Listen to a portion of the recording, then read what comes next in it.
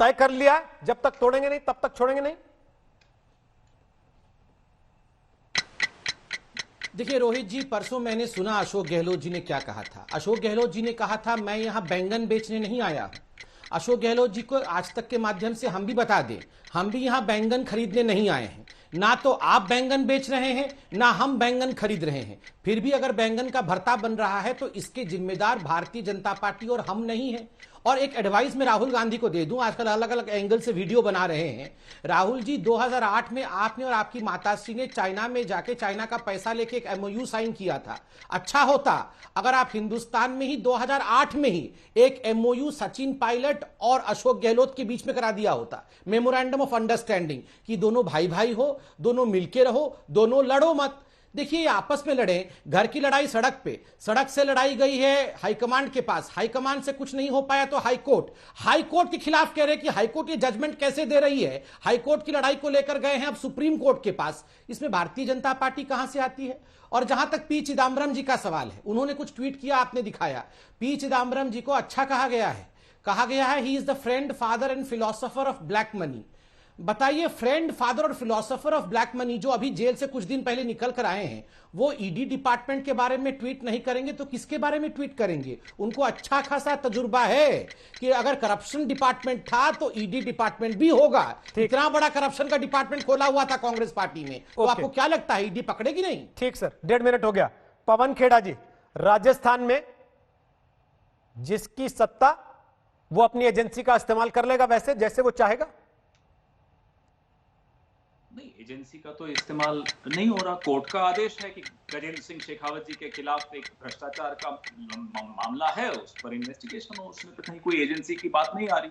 हाँ, अब तक ये जरूर सुनाई पड़ता था कि ईडी, सीबीआई और इनकम टैक्स का कोई अलायंस है, गठबंधन है भारतीय जनता पार्टी के साथ। अब यह स्पष्ट हो गया है कि गठबंधन नहीं है, अब विलय हो चुका है। तीनों एजेंसीज अब भारतीय जनता पार्टी में विलय हो चुका है इनका। और अमित शाह, नड्डा जी की तो चलती नहीं है इनकी पार्टी में, अमित शाह जो तय करते हैं ये एजेंसीज उसी वक्त पे वो करती है। बताइए, अचानक यहां तो फेयरमाउंट और ये मानेसर का चल रहा है, सारी एजेंसीज जयपुर, सब कुछ, सारे पते ठिकाने भूल गए, सारा all roads lead to Jaipur. क्यों? इससे स्पष्ट होता है टाइमिंग, जानबूझकर सताने की चेष्टा, डराने की चेष्टा, और ये अशोक गहलोत है। ऐसे डर जाएंगे इन लोगों से?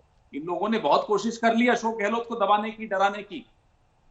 इस बार माफ कीजिएगा संबित पात्रा जी, अमित शाह साहब को ससम्मान कह रहा हूं, नानी याद आ जाएगी। ये राजस्थान है, इसलिए कोशिश मत करिए, बार बार आप प्रयास कर रहे हैं, आप एमओयू करते रहते हैं।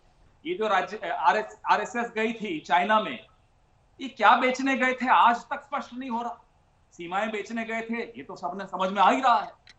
अरे देश में आप बैंगन बेचते हो या कद्दू बेचते हो, उससे कोई फर्क नहीं पड़ता।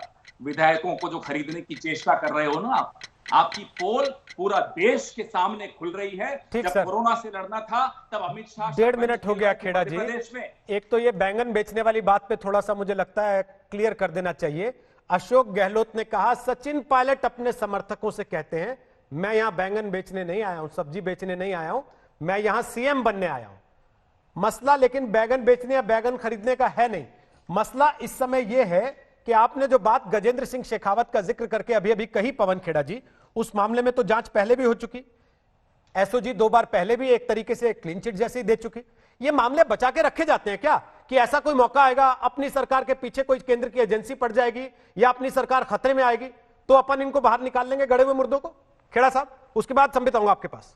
देखिए, कानूनी प्रक्रिया है, अगर उनको लगता है उनको तमाम क्लीन चिट मिल चुकी है अमित शाह के दरबार के अलावा और भी कहीं से, तो जाएं कानून का दरवाजा खटखटाएं। हम भी कानून का दरवाजा खटखटाते हैं, उस पर हाईकोर्ट में नहीं रिलीफ मिलती, सुप्रीम कोर्ट जाते हैं। ये काहे रोने आ गए? अपनी आवाज तो वॉइस सैंपल देने की हिम्मत नहीं दिखा पा रहे हैं। रिकॉर्डिंग में स्पष्ट उनकी आवाज निकल कर आ रही है, हमने भी उनकी आवाज कई बार सुनी गजेंद्र सिंह जी की। भारतीय जनता पार्टी के 4 गुट हैं राजस्थान। जब आपने तय कर ही रखा है तो फिर वॉइस सैंपल की मांग क्यों कर रहे हैं कि ये सरेआम खरीद फरोख्त हो रही है? खेड़ा जी, जब आपने तय ही कर लिया है कि आप आवाज पहचानते हैं तो फिर वॉइस सैंपल की मांग क्यों कर रहे हैं? रोहित सरदाना जी, कानून तो प्रक्रिया से चलेगा, हमारी प्रतिक्रिया से तो नहीं चलेगा। दे देना वॉइस सैंपल, घबराए क्यों घूम रहे हैं, डर क्यों रहे हैं वॉइस सैंपल देने से? इतना ही आत्मविश्वास है कि उनकी आवाज नहीं है तो क्यों डर रहे हैं?